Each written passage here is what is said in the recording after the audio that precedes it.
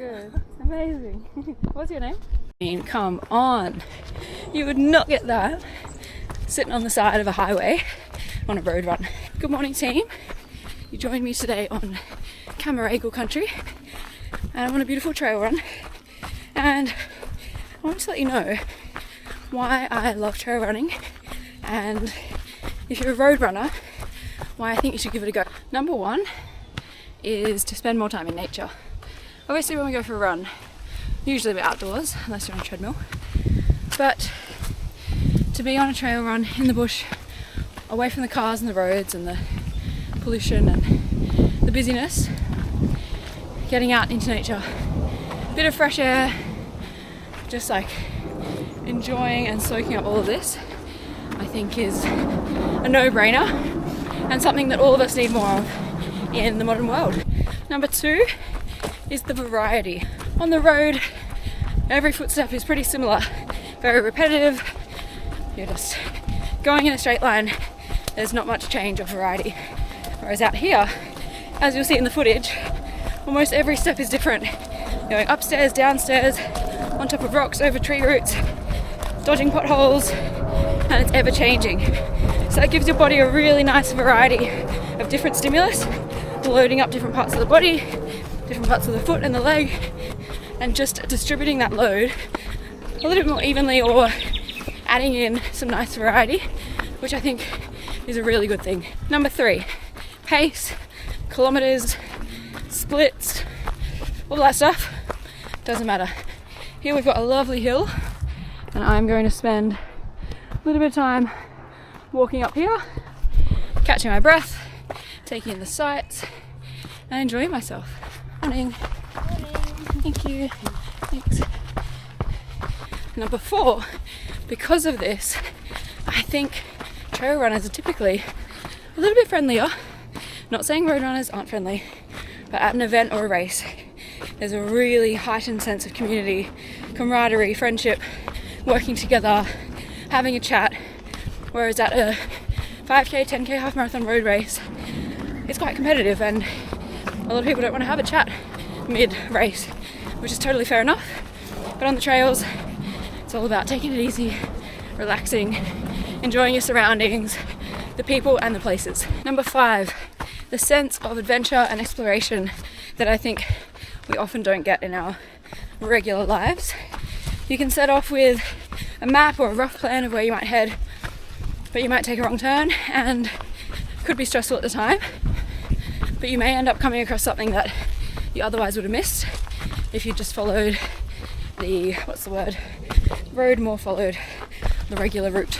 Now there are some very valid reasons why you might not want to go for a trail run, or you might not like it, or you might be fearful of it, and I want to kind of break down some of those misconceptions. I think there's a lot of fear around the wildlife or the animals that you might encounter, and I think that's really valid. I think there are some pretty scary animals out there, particularly in Australia, or I don't know, maybe bears in America or whatever else is out there.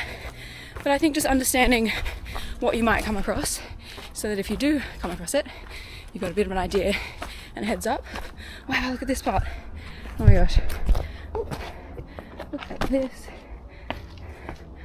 Wow, it's so green. Ooh, it's a tight squeeze. So what do we do about it? We keep vigilant. We probably don't look at our camera as we run. We look at the ground ahead of us, and we carry a snake bandage, and we understand which types of snakes are more threatening or more dangerous, so that if we do come across one, we know how to react. We know whether it's something we need to completely avoid or it's something we can just sneak past. Wow, this is great. Look at this. Sorry, I'm getting very distracted. This is also what happens on trail runs, is you get distracted and you don't worry about whatever else is going on. You're just in the moment and absolutely loving it. The other thing that I think puts people off is the perceived difficulty of the terrain. I think that's a subjective thing. I think certain trails are harder than others, but I think if that's what's stopping you or holding you back, then I think going into it knowing that you can walk, you can take rest breaks, You can bring snacks and water, you can take your time. You don't have to run everything. I think that can be a really hard transition for a road runner coming into trail running, is understanding that you don't have to run everything like you normally would on a road run, and it's totally normal and fantastic to walk hills, stairs, flats, downhills, whatever you need to do to make sure it's sustainable and enjoyable for you. And as much as I think trail running is a fantastic way to get off the grid and get out in nature, I do think it's super important to always carry your phone with you. On the topic of terrain, I think a lot of people worry that they're going to get injured, that they're going to sprain their ankle, they're going to trip on a tree root or a rock and fall down some stairs or all those kind of things. And I think that puts a lot of people off. But again, as always, take your time, slow down, look at the ground in front of you. Don't do what I'm doing, although I am looking at the ground, but I obviously have a distraction here, which is something that I have learned to work with for a while. And I, to be honest, might jinx myself, but I haven't fallen over in a long time. The other thing that's important in terms of not getting lost, going the right way, that's a little bit different to road running, is looking out for these little signs. Now they're going to be different everywhere, but something like this will be your best friend. You'll know exactly where to go, because at the moment I could go that way, could go that way, but apparently I need to go straight across here, which I could have easily missed, gone that way and gotten lost. So keeping your wits about you, scanning the area and not missing things like that will make it really helpful. In saying that, if you take the wrong turn, as I said, it's not the end of the world. You might find a beautiful new adventure that you wouldn't have had otherwise.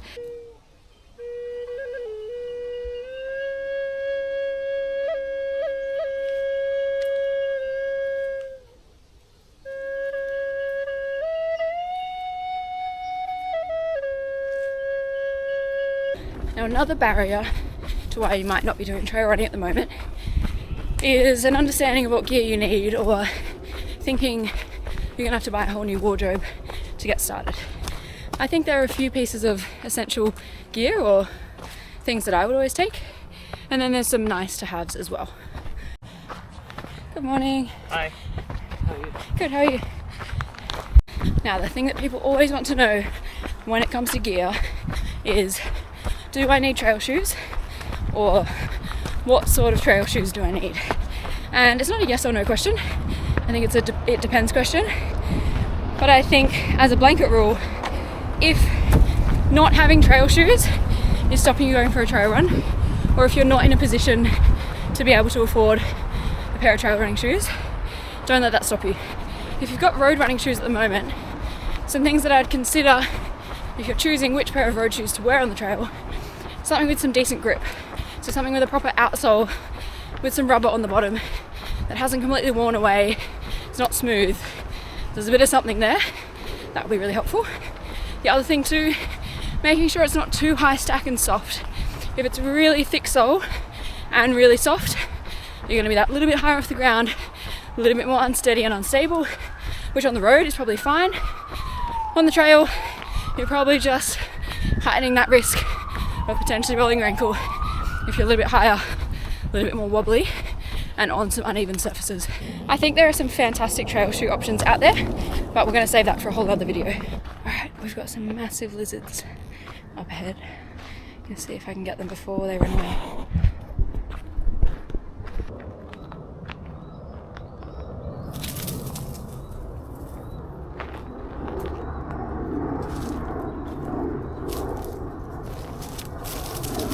Little side topic about lizards. I used to be so scared when I'd come across them.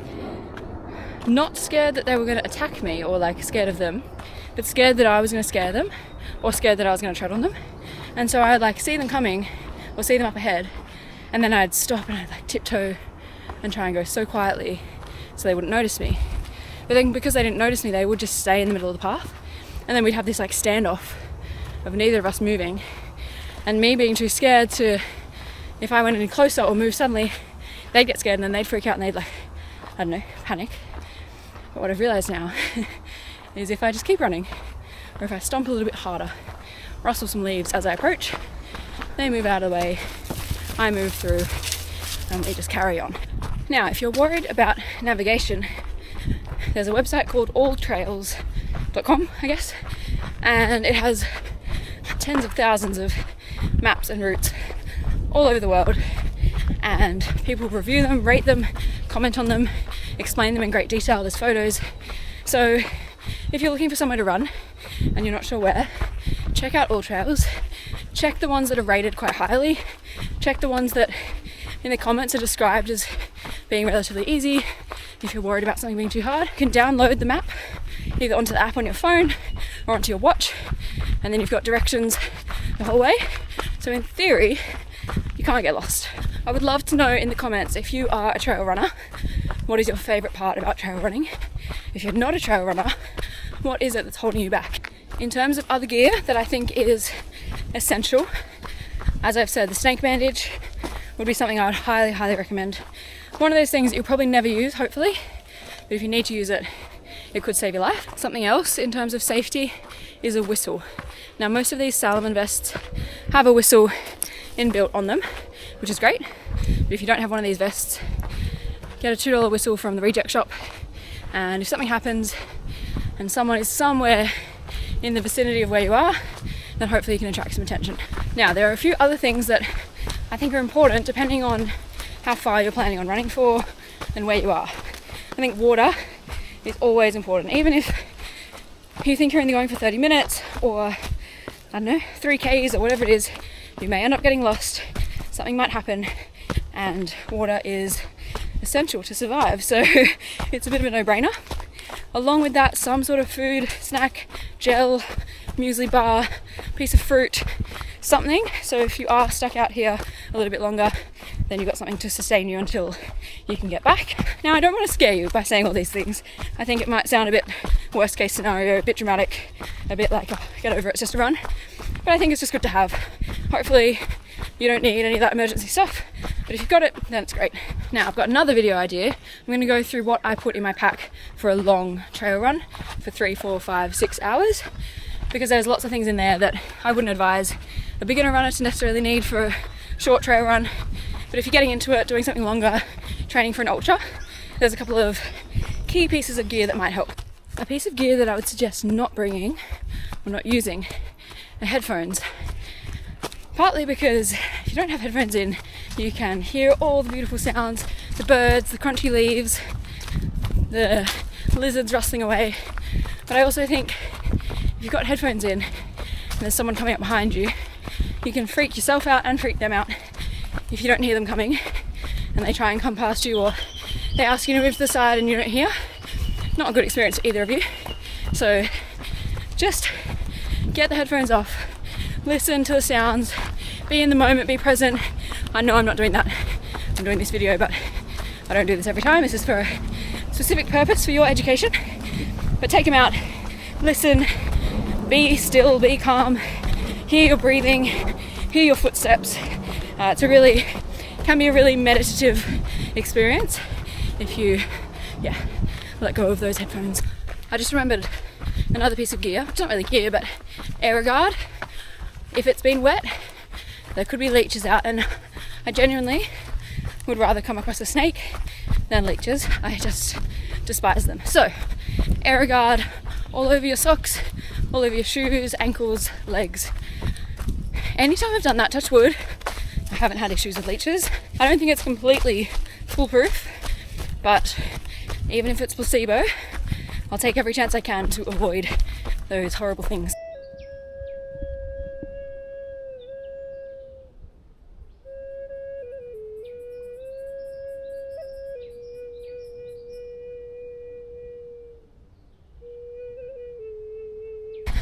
And this is what I mean, like, get outside, explore, go to new places, meet new people. Like, I could have very easily not run today.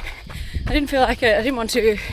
I kept procrastinating, and I did, and I'm so glad. And I would have never had that experience and got to listen to and feel that incredible music and meet a wonderful person that I'll probably never see again. But it's those tiny little interactions and moments that I just want everyone to experience. And until we step outside and try new things and go to new places, how are we ever gonna do that? Anyway, I hope you enjoyed the video. Hope you've learned something. Hope you're feeling inspired and excited to get out in nature. If you've got any questions, comments, concerns, anything at all, leave them in the comments. Really enjoying creating these videos, filming them. It's inspiring me to get out into some nice places, and I really enjoy the editing process as well. So any feedback is always welcome. Oh, another lizard. And I'll see you in the next one.